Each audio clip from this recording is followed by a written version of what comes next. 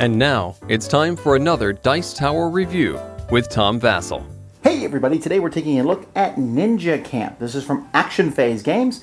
They're known probably for their first game, Heroes Want It. In fact, in this game, there comes a promos for Heroes Want It, which always annoys me because for example, if I wanted that promo, I don't want to have to buy a game to get it. But whatever.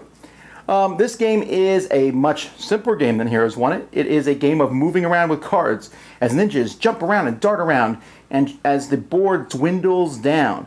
This is not actually a new concept. There have been many games that have done this sort of thing as your board gets smaller and smaller. Probably the most famous would be Hey, That's My Fish. And this game has some throwbacks to it, but it is different in many ways. I'll show you.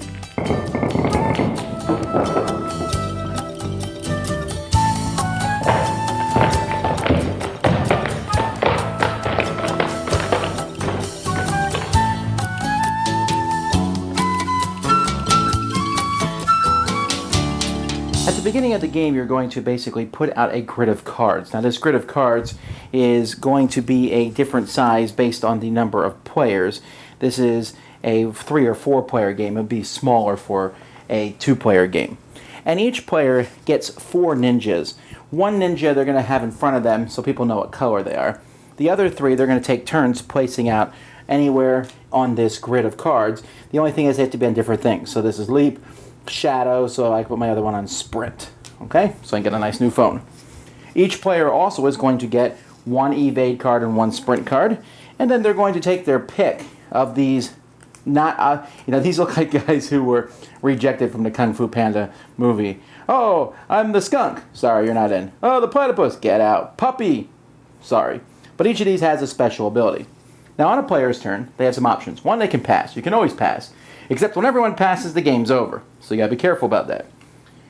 2, you can use your special ability. You do whatever it says here. Like it says, move in a straight line to any edge space, ignoring any ninjas, empty spaces, or walls along the way. And then you flip it over to show that you've used it. You can do that once per game. Otherwise, you're gonna play one of the cards in your hand. So let's say I play Sprint. This says here, and let's put out a few other guys on the board here. Let's say I'm playing a 3-player game here. Alright, so on my turn, I play this the sprint card, which lets me move in a straight line as far as I want to until I hit a space, a wall, or another ninja. So I'm the red player, so I could use this guy. I could go here, here, here, here, here, here, here, because I can't hit this guy. This guy could go here, all the way over to here, here, here, but he couldn't go through this wall. You can't go through walls at all, unless apparently you're the armadillo. This guy can go all the way over here. He stops here. He can go down to this wall and over to here. So let's say, for example, I decide I'm going to move this one here to this card. I move, I get to another ninja, I stop. I then take the card that I was on and add that card to my hand. Unless you play a specific type of card, these empty spaces now block people from moving around the board. And you can see there will be times where eventually you're going to have your guys in spots where you can't move them anymore.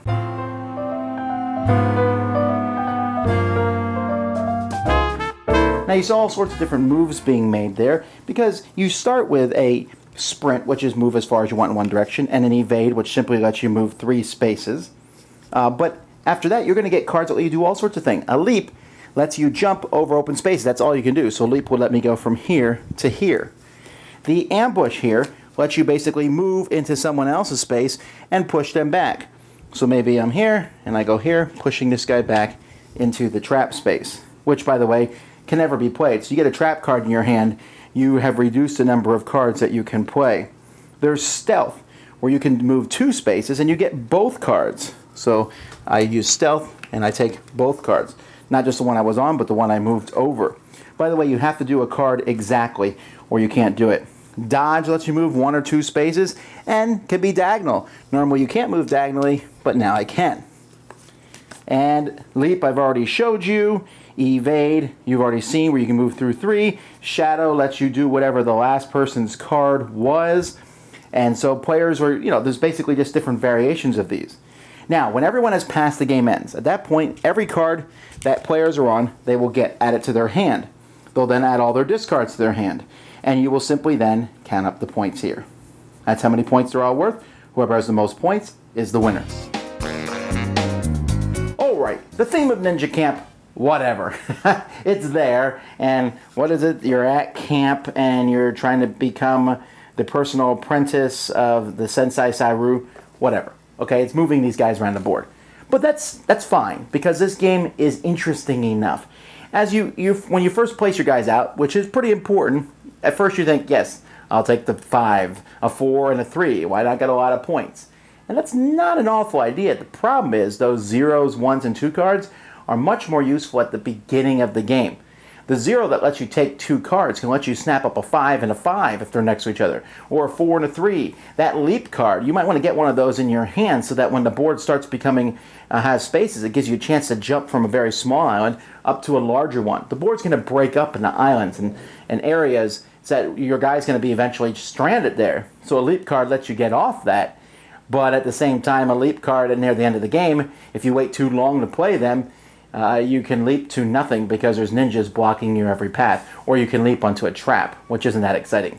I like the traps. I like the walls. The walls are kind of like just random spots on the board that block things. But the traps are interesting because sometimes you get pushed onto them. Sometimes you'll land on it just because it will help you get somewhere better, but then you fill your hand up. Now your hand is going to start with 2 cards. And if you get a trap, that's 50% of your hand that's gone. You're forced to play your other card.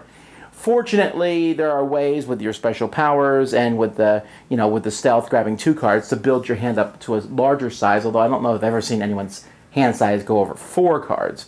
But that gives you more options to play, and it's very intriguing just how all that fits together, because you're sitting there thinking, I want good cards, but I at the same time want cards that are high point values. So I need to make sure I do one of those, because you'll be like, yeah, look at, oh man, I'm the last one moving, everyone else has passed. But the people who have passed may already have won, and you're just doing whatever you can because you spent too much time getting little cards. Now, I know I'm making this game sound super strategic. It's not. It's very tactical, actually. But at the same time, your tactical decisions, and I think it plays equally well with 2, 3, and 4, by the way, it help people decide what to do as you go around and pick up the cards. And I think the game also works well with kids and adults. In fact, at the beginning I mentioned, hey, that's my fish. I would way rather play this, because I like the card play and how you move differently. I like the fact that you must do the card exactly or you cannot do it. So if it says move 3 spaces and you can't play that card. If it says move 2 spaces, take both cards, and you can only move 1, too bad. And I think that's good. It's both restrictive, but also opens it up. It's not just the same kind of movement. It doesn't devolve. And you can maybe even work that ninja theme in there. Ooh, I'm sliding, I'm stealthy, I'm this and that. Probably not. But anyhow, I really like Ninja Camp. It's a pretty interesting game. If you like these, it's short, which is good. It lets you move around the board. It's a great filler of sorts. So check it out. Ninja Camp. Dice Tower Judgment approved. Thanks so much for watching the Dice Tower videos. Find more great videos and reviews, as well as our top-rated audio podcast at Dicetower.com. You can also find other great shows at Dicetowernetwork.com. I'm Eric Summerer, and you've been watching The Dice Tower. The Dice Tower is sponsored by Cool Stuff Inc., where you can find great games for great prices. Cool stuff in stock. Check them out at CoolStuffInc.com. Shut the door! There.